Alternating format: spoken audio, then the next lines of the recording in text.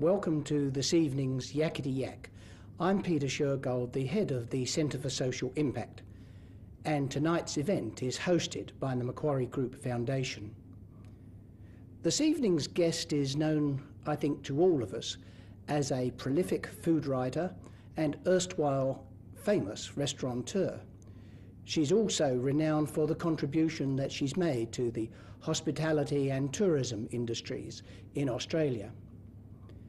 Perhaps less well known is the extraordinary energy she's brought to a not-for-profit organisation, the Kitchen Garden Foundation.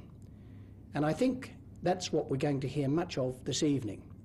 So please welcome Stephanie Alexander and the interlocutor, as always, Peter Thompson. Well, good evening. It was lovely last year. I had the privilege last year of being MC, I suppose is the best way of putting it, of the Ernst & Young Entrepreneur of the Year Awards. And it was a privilege to be able to announce that Stephanie had won the Victorian Social Entrepreneur of the Year Award, which really was testament to the great idea that you've developed and worked up, and it's now blooming, the Kitchen Garden Foundation. So it was lovely to be able to do that with you. And Stephanie had been a guest on Talking Heads a couple of years ago, so what I thought we'd do in the half hour is talk a bit about the Kitchen Garden Foundation, talk a little about her life and how she came to this, and then also of interest to a group like this of people from social enterprises and social entrepreneurs and philanthropic organisations, plus the Centre for Social Impact, to talk about some of the structures involved in putting together such a thing as the Kitchen Garden Foundation. So you're now nearly up to 200. 138, but applications close for round 3 of funding on Friday. So we're fairly confident that we'll be administering a further 40 to 50 schools in a few months. So it's a long way from Collingwood College. 2001, we've come a long way since then. I agree. It's been a huge and very rapid expansion. You've said that if you'd realised how hard it would be, how long it would take, that you might have thought differently about it.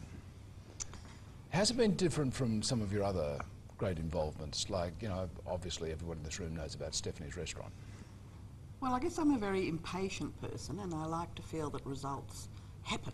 And this has been my first experience of working with government partners, with working with where it has been very, very necessary to cross every T, dot every I, write lots of reports, deal with bureaucracy, deal with committees, deal with agendas, minutes, balance sheets. Some of those things, yes, I dealt with in the restaurant world, but it's been very rigorous for me, and it's forced me to slow down a bit and to, fortunately, we have Ange Barry, our wonderful CEO, who excels in all of those areas, so I can still wave my hands around a bit. But it's been very interesting, and I must say I've actually enjoyed the experience of working with government and getting close to people who I feel really are receptive to ideas. It's a very different thing from having a good idea to actually allowing yourself to be swept up into it to the extent of really putting your shoulder to the wheel in the way you have. Very different. The good idea really was saying, was motivated by concerns about children and they're not knowing where their food came from. And it was also motivated by my annoyance at the type of interventions that had been proposed by government up to this point, in the sense that we had had a universal understanding that there was a problem with what young children were eating, and there was a universal understanding of what people foreshadowed as being the implications of this, both financial and health-wise. But all that was being proposed to children were really negative, cautionary messages, people wagging their finger at them saying, don't eat this, don't eat salt, don't eat fat. And the food pyramid thing. I think Blind Freddy could have told anyone who was really interested or knew anything about a child that those sort of messages were extremely uncool and very uninteresting. They were part of the education curriculum, weren't they? There was attention given to nutrition. Things came out, like a pamphlet or a guideline or the pyramid, or talk about food groups. And I just got enraged about this because I knew this was not the way to change behaviour, and I knew, because of my own life and because I think of straight common sense, that children do things that are enjoyable. They learn through doing, and it is so much more useful to find a way of engaging kids' energy, their curiosity, their sense of fun, their enjoyment of being with their friends, and we did all that. The way to do all that with food was to allow the children to actually get into the garden, grow some food, pick the food, come into the kitchen, learn how to cook it, and then sit around a table with other people and enjoy what they'd made and talk about it. And it works. You'd had no previous experience whatsoever, though, with sort of a social enterprise of this sort, had you? None. So where was the tipping point between thinking, that's a great idea, that ought to happen, and thinking, I'm going to do this? Well, I suppose I probably didn't see the implications. I wanted to try out this idea. So We never do. You never do. And I was led by a slightly curvy path to the then principal of Collingwood College, who, as I often say, I believe was receptive to this idea because she was Italian, and she did believe that eating well and understanding about where food comes from is a very important part of a joyful life. She also saw that many of the students at that school had appalling eating habits and came to school without breakfast and with a litre bottle of Coke, and that was sustenance for the day. And she knew that something had to change. And so when I came along and said, are you interested in trying out this theory? She said, well, yes, let's give it a go. And she also would say she had no idea what she was letting herself in for, because very, very soon, within months, money came up. Ah. You know, I hadn't really thought it through at all. I hadn't really grasped. I got in there and everybody got in there. We dug up the asphalt. We built a garden. That was fairly easy to do. And we got some help. And the school itself had a very old home economics classroom because it was what's known as a Peter 12, which meant that there was a space in the school that was already a kitchen. It was a horrible kitchen. It was dirty and it was old and it was unused. We made it beautiful. So off we went. We employed a kitchen specialist. So the school had obviously put their hand up and said they would pay for that salary. She was only there 2 days a week. But within the first hour, she said, I can't do this on my own. I've got to have somebody else to help.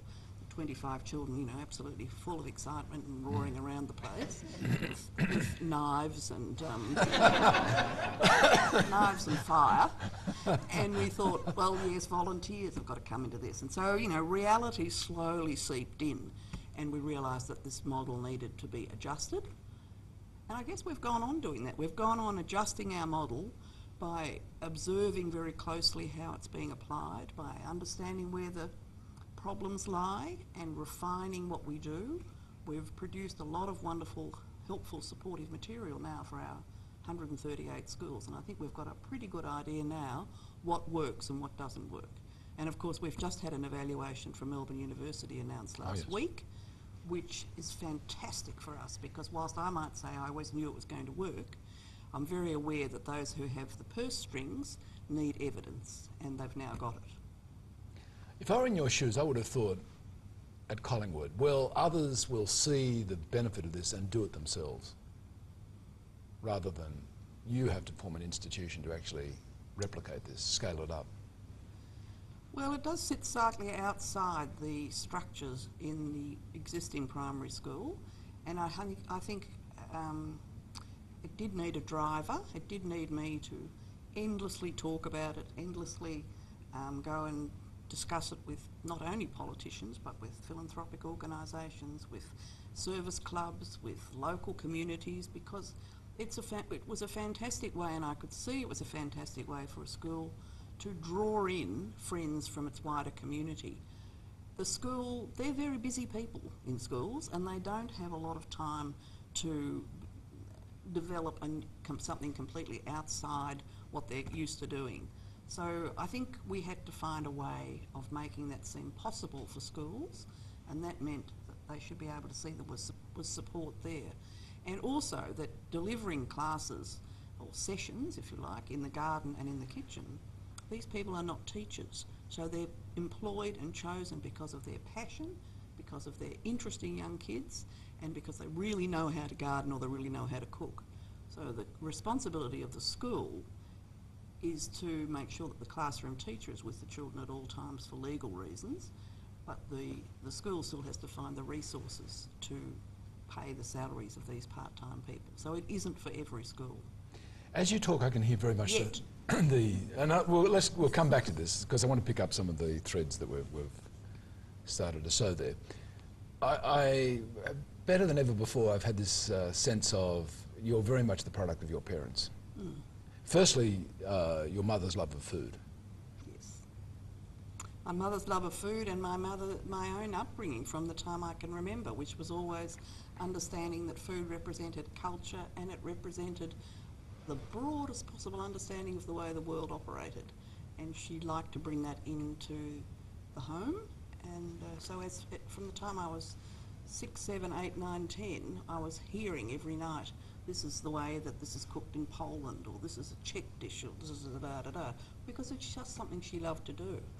So I knew that food was more than just fuel, always. She was a frustrated artist, and I think you wrote about her at one stage that she made her life's work the art of food, because she had 4 children to provide for, plus. She did.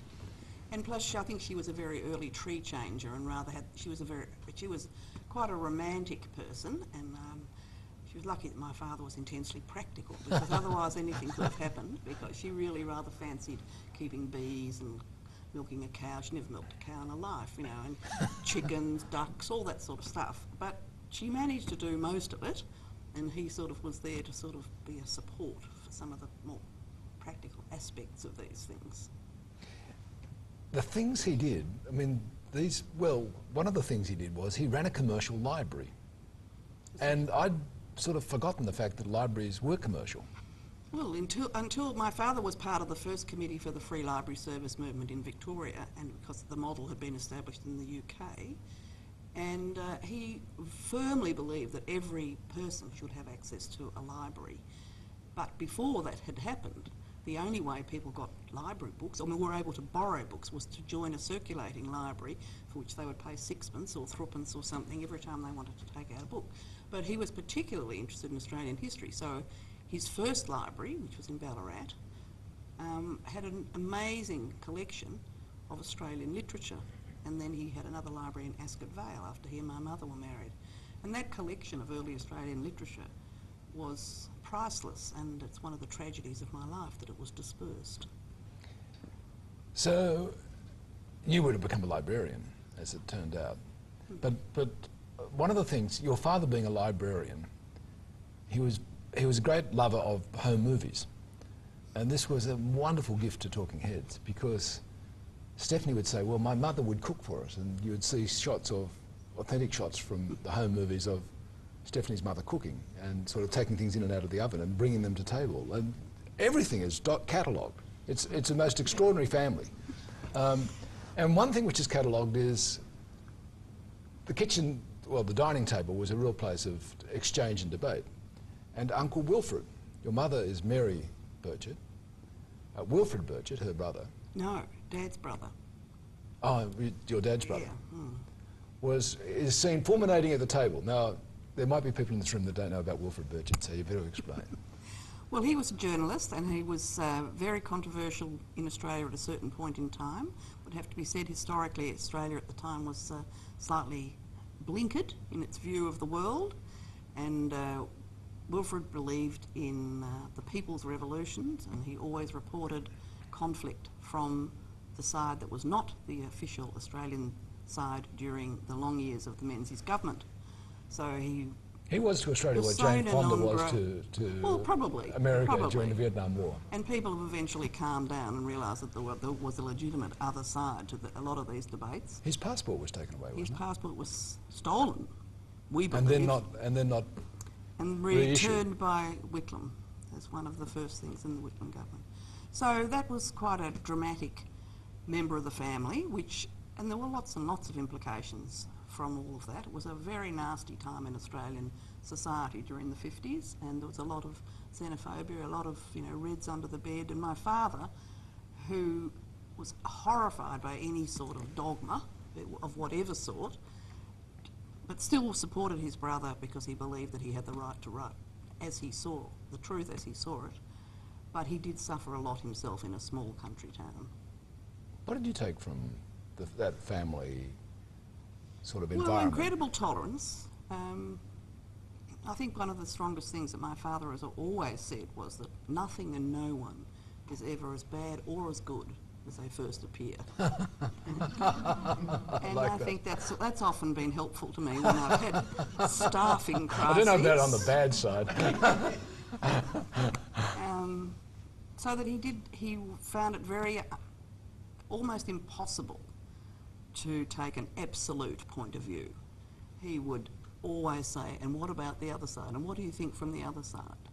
And so the family dinner table was often very volatile, because my grandfather, who lived with us, was an absolutely rabid madman in many ways, and he'd moved from being a sort of a Methodist lay preacher to now being absolutely polarised in the other direction. And so we had Dad trying to be reasonable, Grandpa fulminating, Mother twittering around and getting anxious, the children slamming doors and leaving the table. So it was quite, in between we had beautiful food. Now, you used to harbour the illusion that everyone else lived like this.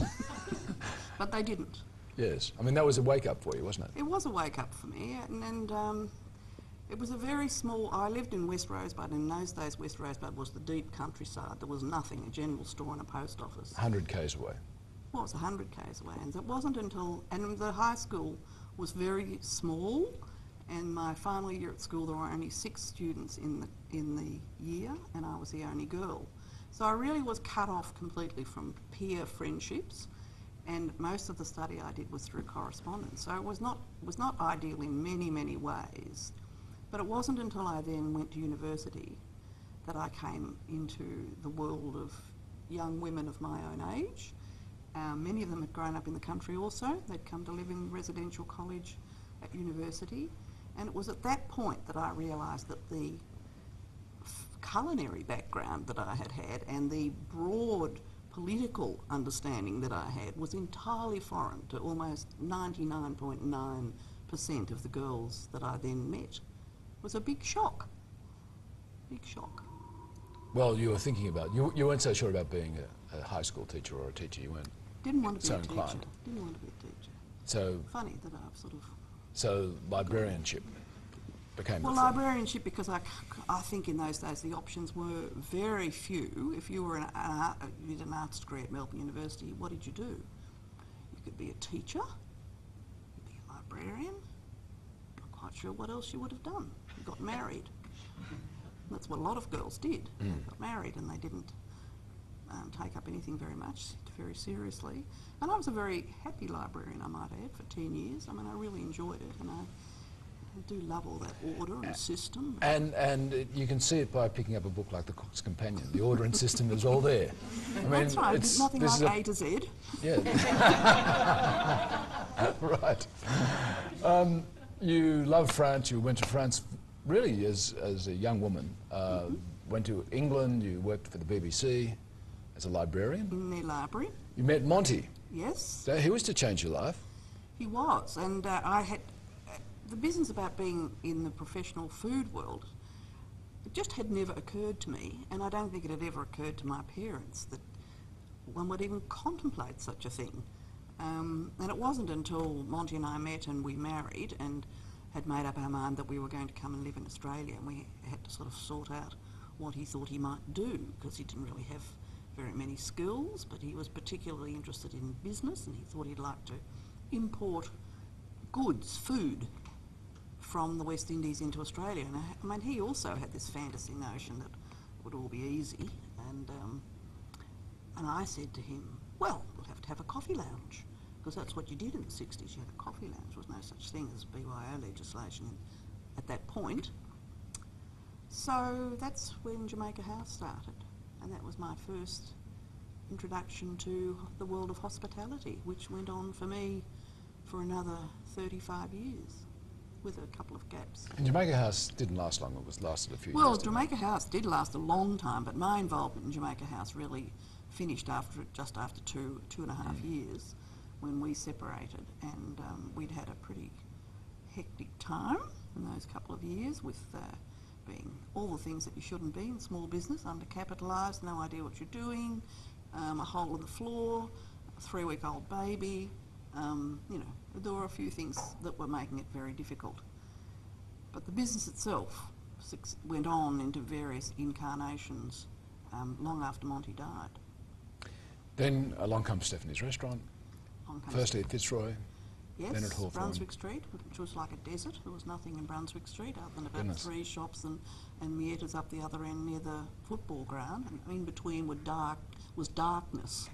And at night it really was darkness. It was quite different. And so I can't quite believe Brunswick Street now. But so we were 4 years in Brunswick Street, and then we moved to Hawthorne. And in every one of these ventures and adventures, my father definitely either lent money or guaranteed loans. I mean, he was always prepared to believe in me, which really is pretty amazing, because I mean, some of the things that I did were silly, to put it mildly. And I think he actually lost some money. I hate to think how much, but... What was silly? Well, I mean, things like going into business and you didn't know anything about business, or actually, you know, that's not very It's bright. chicken and egg in a way. It was easier to do it then, possibly, and certainly you didn't need astronomical sums of money to set up a small restaurant. They seemed astronomical to me at the time. I know that we borrowed $20,000 to start Stephanie's Restaurant in Brunswick Street, which my father guaranteed because we didn't have $20,000. And well, we just went ahead and did it, and it sort of worked. But it worked by working 16, 17 hours a day. Well, it became completely institutional and known throughout the country, and just crucial in terms of Melbourne's culinary world. But as you're saying, it exacts a huge toll. That business does, that industry does. And I think it still does. I think it possibly is easier now, and certainly what does seem to happen now is that you find that a lot of very successful restaurateurs have backers, so that they're not actually having to find that money themselves. And look, I don't know how the young people do it, quite frankly, because particularly those that have 3, 4, 5, 6 outlets, don't know. All I know is the only way to do it, which I know how to do, is to roll your sleeves up and get in there and do it yourself. And I've always been a control freak, of course. I've always wanted to be across everything, and I think I'm now realising, perhaps for the first time, that I can't be across everything all the time, not every day. Well, in the time you had Stephanie's Restaurant, that sort of parallels exactly a complete change of food culture in Australia, doesn't it? It does, and it was an amazing and a wonderfully satisfying life from a professional sense. I think there were casualties along the way. I think my children found it quite hard, although it wasn't nearly as bad because we were, for a time, living above the shop, as it were. But it was all-consuming, all-consuming, and it was very hard to find a little squeezy bit of time for friends, for outings, for holidays, downtime. But it was exciting, and all sorts of things were happening in Australia, and I was able to work with producers and suppliers and work with people who were wanting to develop new things as food became more and more interesting to more and more people. And I think more and more Australians in the 70s and 80s, particularly the 80s, were travelling, so that their own horizons were broadening too. When we first started, people used to sort of say, this is so innovative, this is so different, and I used to find that, and still find it, incredibly embarrassing, because I wasn't doing anything innovative at that stage at all. I was just serving lovely French country food. But because it was not known to a lot of people, that was seen as if you were breaking entirely new ground. And it didn't seem to matter how often I said, this is something I tasted in the countryside when I lived in France. It was a big learning curve for Australia. So growing out of all this experience started to come your books. Yes. And the Cook's Companion sold over 400,000 copies, and I know you say one of the things that's done is give you some liberation in terms of what you can do. It's an amazing phenomenon, and you know, I touch wood every day, wherever it was not it, but anyway, We'll find take some. it for me. It has given me that financial freedom to be able to say I can now do exactly what I want to do, and this cause, if you like, really has grown out of everything I've done. I didn't just sit down one day and think, I think I'm going to do something now for younger children. I think it was all part of my belief that people really can have their minds and their hearts opened to beautiful food, fresh food, seasonality, and that is the healthiest, most delicious food you could possibly eat.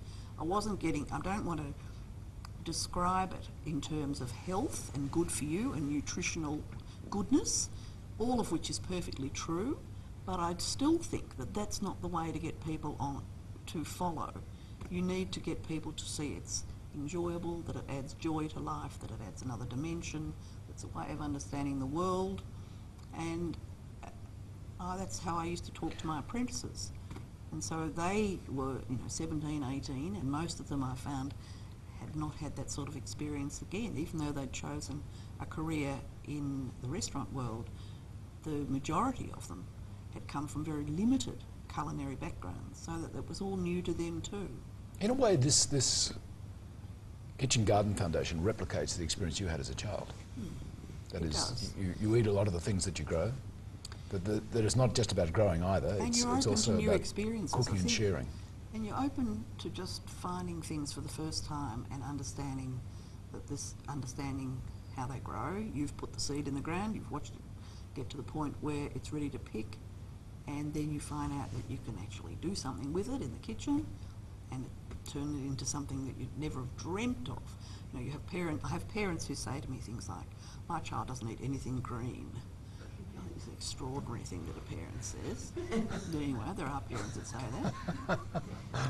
And they haven't seen their kids picking the silver beet from the garden, chopping it all up, sautéing it with a bit of garlic and a bit of olive oil, squashing it with their hands with huge enthusiasm into the ricotta and parmesan, making little cannelloni with the pasta that they've made themselves, sitting down and eating this with huge enthusiasm.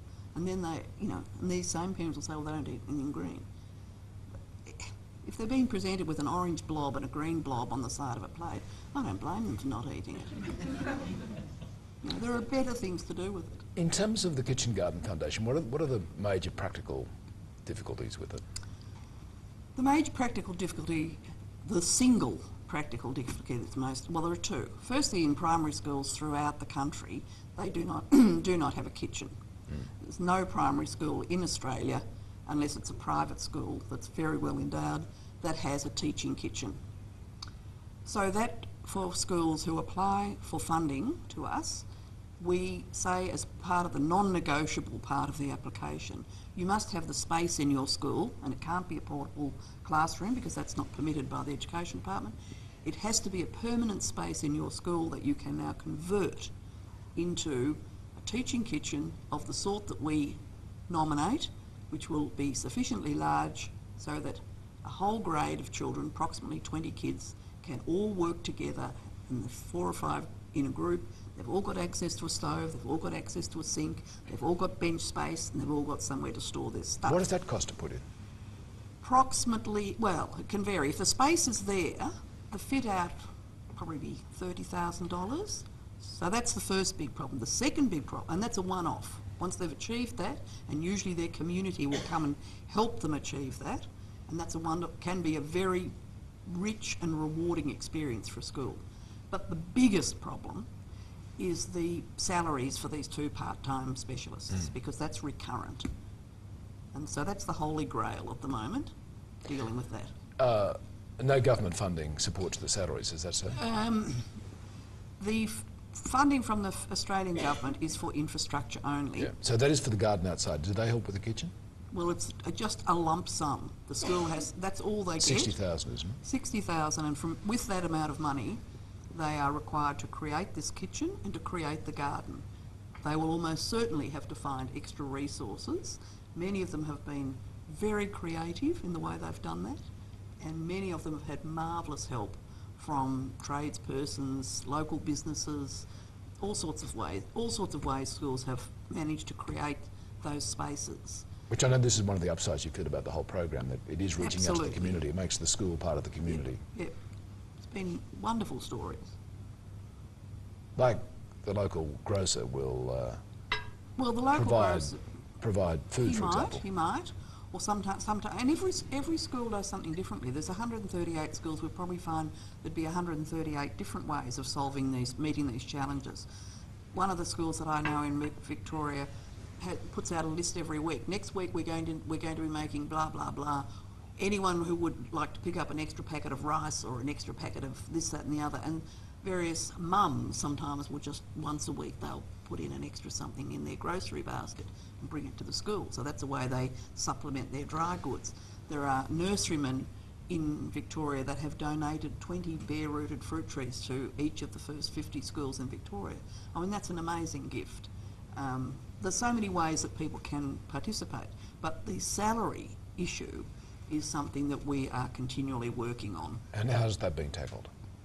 Well, at the moment it's being tackled by the schools out of their global budget, having to commit to fund these two positions.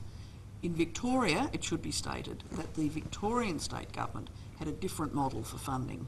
Currently we've used that funding, and the schools got a much smaller amount of money for infrastructure, but they got $25,000 for each of 2 years towards their salaries. That made a huge difference to the school, and then it would find some of its own funds to make up the difference. The cost of the two specialists on average, and it is an average, is around $60,000 a year. So that's the recurrent funding. So that's like a full teacher's salary or a bit more, is it? Yes, yes, approximately. That's a lot. It's nothing compared to what we're being told the public health cost of the implications of not doing anything. Indeed. I wanted to come to that finally. But don't ask me to do the sums. What about a charge on children that are participating? There are a couple of schools that are putting a levy. That is entirely up to the school if they feel that's the way to do it. I think the levies are range. Ange would be able to be accurate, so I better not say because I'll get it wrong. But they're not very big. What is it, Ange? It's about $2 a week on average they charge, and the cost of the program is roughly $11 a week. The program's selective too, isn't it? Because there's no room for all the children. Oh, absolutely. You mean selective in the sense of the schools being selected, or within the school? No, within the school. No, within the school, every child in grades 3 to 6. So it's an age thing more than anything. So all children were aged 3 in years 3 to 6? Yes, in years 3 to 6. Those children are approximately aged 8 to 11. So once they get to grade 3... So if the school's doing it and they're 8 to 11, they get in the program? That's it. Right. So it's every week for a minimum of 3 years and sometimes 4 years, depending on how the school runs the program. So it's a very big intervention. And we have been shown that it really does change behaviour. Let's talk for a few minutes, and we'll come to an end soon, about partnerships you've had. For example, the Maya Foundation was one of the groups that actually gave you start-up money. But, they did. But like the Victorian government, initial start-up money, those things have expired too. Yes, the Maya Foundation funded Urunga, which is our school in Wangaratta, and was obviously we were extremely grateful for that. We really wanted a country school right from the beginning to show that this was not just something that belonged in the suburbs, that we really wanted to show that country schools could do this program well, and Urunga actually has done it extremely well. So we've had some fantastic partnerships. And what's the hardest thing to interest partnerships in, or foundations who might be able to assist and mobilise resources for you? Well, I think recurrent funding is very, very difficult for people. I think that our partnerships, our most successful partnerships, have been where we've taken the partners to have a look at a school in action, and that is always 100% more successful than me just chatting. When they go, they're absolutely amazed at what they see, and then we have to try and tailor what it is that they might be able to offer with what we need to make a sort of a good good win-win for everybody. So from where you are now, where you've got heading towards 200 schools that will be doing this, it's still a small percentage of the overall number of primary schools. There are 7,000 approximately primary schools in Australia. So there's a long way to go. Long way to go. And do you see yourselves as phasing out of this, whilst this actually gets Well, I adopted think by... that it's possible. I think that it's possible that, I mean, it really is only a few days since we've had this evaluation report, and we do think that's incredibly important, because what we really feel is that the dream would be that once the program as operating is shown to actually deliver the outcomes that government says it wants, that is, positively influence the way children choose food, then there has to be some discussion about whether this program can be expanded to any school that wishes to give it a go. Now that's obviously huge amounts of money, and we don't know when or if that will happen.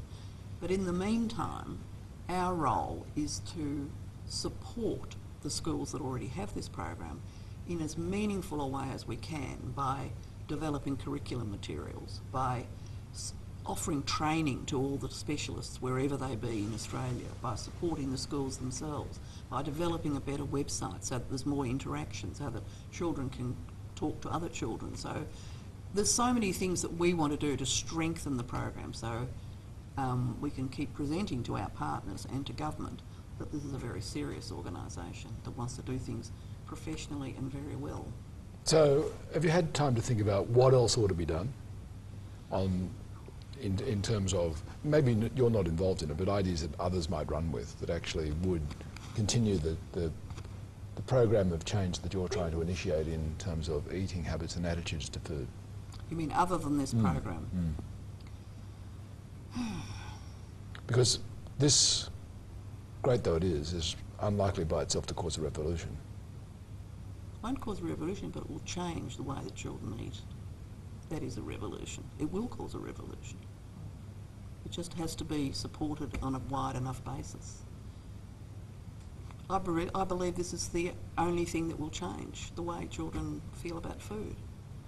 You're not going to frighten them into changing. You've lost the parents because they're hopeless and they don't know. I shouldn't say that, sorry. Many parents are not convinced themselves. Yeah. Many parents themselves do not have the skills to easily cook beautiful fresh food, so their children are not getting it at home. I'm itching to ask you a question, maybe we'll make this the final one. What about MasterChef? Well, everybody watches it. 2 million people watch it.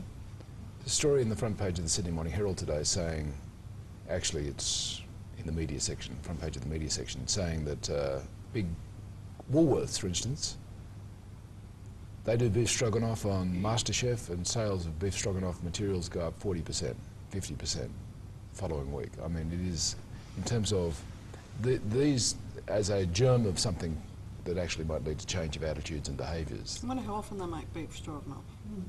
Once. But it is a social phenomenon. It is a social phenomenon, and there's no question that the children in our schools are watching it. I would like to suggest that their awareness has been raised already, but nonetheless, whichever school I visit, they say to me, I saw you on MasterChef, I saw you on MasterChef, you know, so we all have a bit of a talk about that. And what I feel that we can say is that they are seeing fresh ingredients turned into food. Now, many of them are not seeing that at home. Yeah.